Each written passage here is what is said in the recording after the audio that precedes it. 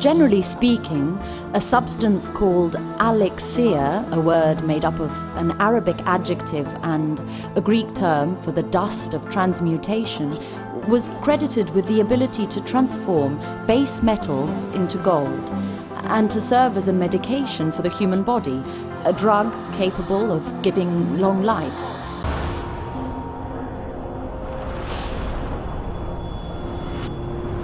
The Magus, a man able to understand and know reality through the language of symbol, a man capable of transforming the world. Progress, wars, revolutions, stability.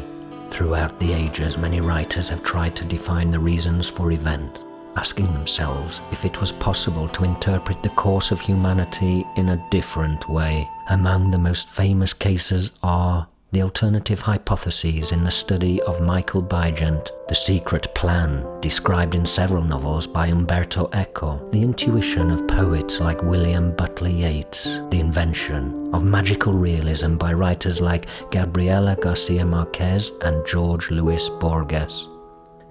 Fulcanelli, a mysterious name that conceals the identity of the most important alchemist for centuries.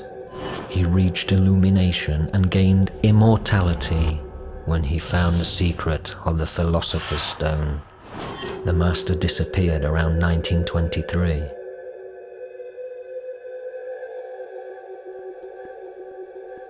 I might add that there's an article about Eugène Cancelier in an interview which he gave to Le Figaro that is indiscreet.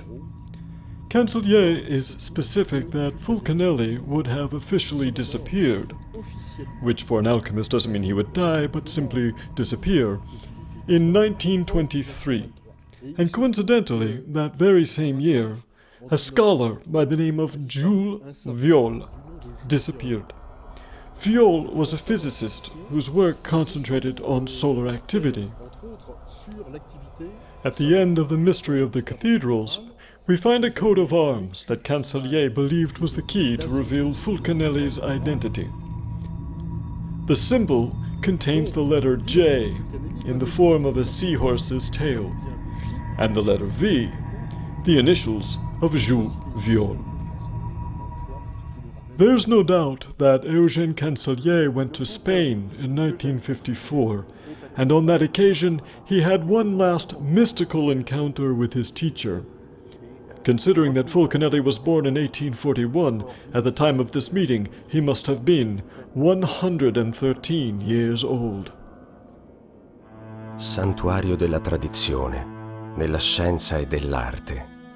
La cattedrale gotica non deve essere considerata un'opera unicamente dedicata alla gloria del cristianesimo, ma un vasto aggregato di idee, tendenze, fede popolare, un tutto perfetto, cui si può far riferimento senza timore se si tratta di penetrare il pensiero degli antichi in qualsiasi ambito, religioso, laico, filosofico e sociale.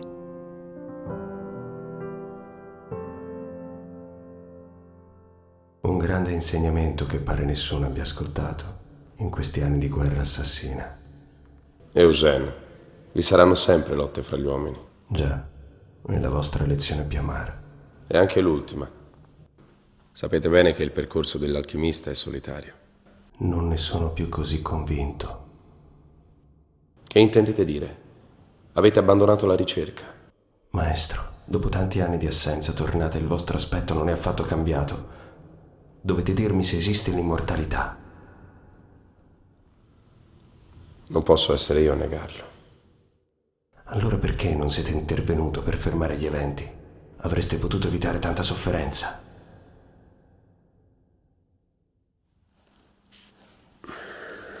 Guardatemi adesso. Io esisto da sempre. Ma che cosa? Ci sono dei cicli nella storia del mondo che devono avvenire. Io possiedo la pietra filosofale, ma so ugualmente che non posso rivelare il suo mistero fino alla fine del secolo. Prendete questo. È il mio ultimo scritto. Noi non ci vedremo più. Ma verrà un giorno in cui vi chiederò di diffonderli e solo allora gli uomini potranno conoscere il termine di una storia millenaria. Finis gloriae mundi. End of the World's Glory was the third and last book by Fulcanelli. It was published in France in 1999. The text is a stark warning of the end of a cycle freely dominated by the decadence of Western culture. The main point is terrestrial magnetism and the subsequent inversion of the poles, which is a perfectly natural phenomenon that occurs every time the Earth's magnetic field progressively wanes. The text also contains moral considerations. It makes reference to the fact that the world is becoming increasingly more absurd.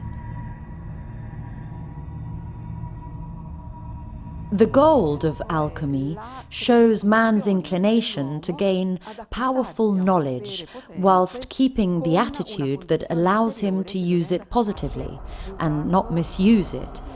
In this way, alchemy also spreads a spiritual and religious significance. Especially, it conveys the idea that salvation concerns not so much the soul, but rather the material world.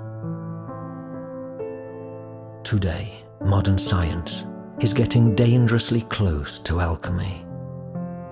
Politics and the economy have helped it gain a covert control of people's souls. The early stages of genetic and nuclear engineering don't have that essential knowledge, without which all forms of knowledge will be inverted. It is the revelation of divine perfection.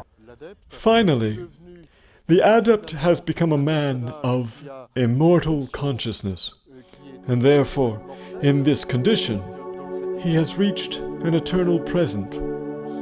Thus here is the real image of immortality and eternity.